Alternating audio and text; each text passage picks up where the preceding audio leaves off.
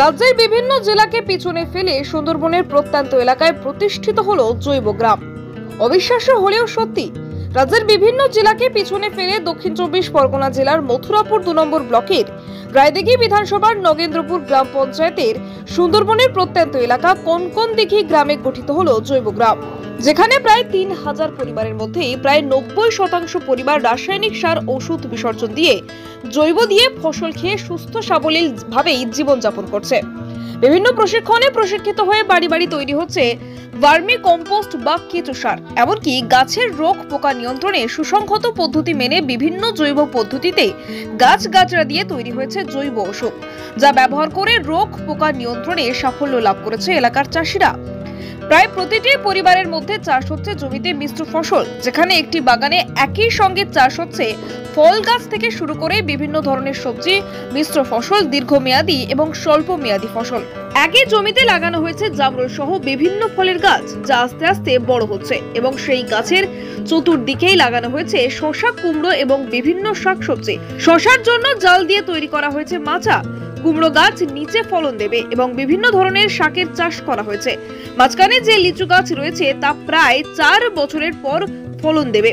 প্রত্যেকটি চাষের ক্ষেত্রে ব্যবহার করা হয়েছে ভার্মি কম্পোস্ট, নিজেদের তৈরি কেঁচো সার। বাগানের মাটির তলায় রয়েছে ইরিগেশন পদ্ধতি, যেখানে মাটির তলায় রয়েছে পাইপ বিছানো, যার ফলে অল্প জল একই জায়গা থেকে মেশিনের সাহায্যে বাগানের চতুর্দিকে গাছের গোড়াতে ছড়িয়ে যাচ্ছে। মুক্তি নামক সংস্থার উদ্যোগে মিশ্র চাষের প্রশিক্ষণে প্রশিক্ষিত হয়েছে এলাকার বহু চাষী, যাদের সাহায্য পেয়ে এলাকার প্রায় 3000 পরিবারের মধ্যে 90% পরিবার আজ জৈব ফসল নিজেরা যেমন খাচ্ছে, তেমনি অতিরিক্ত ফসল বিক্রি করে রোজগারের মুখ দেখছে। রাসায়নিক বর্জন করে জৈব ফসল খেয়ে কিছুটা হলেও রোগ নিরাময় হচ্ছে দাবি চাষীদের। দক্ষিণ 24 পরগনা থেকে গোপাল সিলের রিপোর্ট, ডিএন নিউজ বাংলা। তাই বলে জৈব দিয়ে করলে চাষ ফসল ফলবে বারবার। মানুষকে জৈব দিয়ে চাষ করবার জন্য সরকারের কত উদ্যোগ, কিন্তু সেই উদ্যোগকে পিছনে ফেলে মানুষ রাসায়নিকের পেছনে দৌড়চ্ছে। কিন্তু সুন্দরবনের প্রত্যন্ত এলাকা রায়দিঘি বিধানসভার এই কনকনদিঘি এলাকার মানুষ, যেখানে 4000 পরিবার রয়েছে, তাদের মধ্যে প্রায় 90% মানুষ আর জৈব দিয়ে চাষ করে খুব খুশি, ভালো আছে তারা। আনন্দের বিষয়, জৈব দিয়ে চাষ করে ফসল খেয়ে সুস্থ সাবলীল ভাবে জীবনযাপন করছে এই এলাকার মানুষ। পশ্চিম জেটা গ্রামের বাসিন্দা, কনকনদিঘি অঞ্চলে। আপনারা দেখছেন এখানে জৈব চাষ করেছি আমি, জৈবতে সমস্ত গাছ চাষ করেছি। এখানে আমার ফলের বাগান আছে, তার পাশে আমি মাচা করেছি, করে আমি শসা দিয়েছি। এটা সাথী চাষ হচ্ছে আপনার? হ্যাঁ, সাথী চাষ। আমার অ্যাকচুয়ালি এটা ফলের বাগান, তার সঙ্গে আমি সাথী চাষটা করেছি। কি করেছেন? হ্যাঁ, সাথী চাষ হিসেবে আমি শসা দিয়েছি, ঝিঙে দিয়েছি, আবার নিচে কুমড়ো দিয়েছি, যেটা নিচেতে হবে। জলের ব্যবস্থা কিভাবে হচ্ছে? জলের ব্যবস্থা আমি ডিপ ইরিগেশন করেছি। আপনারা দেখবেন এখানে পাইপ পাতা আছে, যেটা ডিপ ইরিগেশন।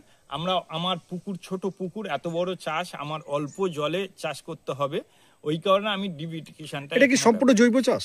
একদম সম্পূর্ণ জৈব চাষ।